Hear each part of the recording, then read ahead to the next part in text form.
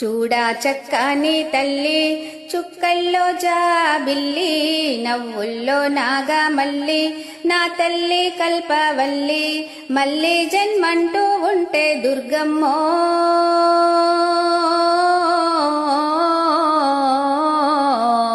తల్లి నీ సేవకి పుడతా మాయమ్మ తల్లి నీ సేవకు పుడతా మాయమ్మ ప్రొద్దున్నే లేచి చన్నీటి స్నానము చేసి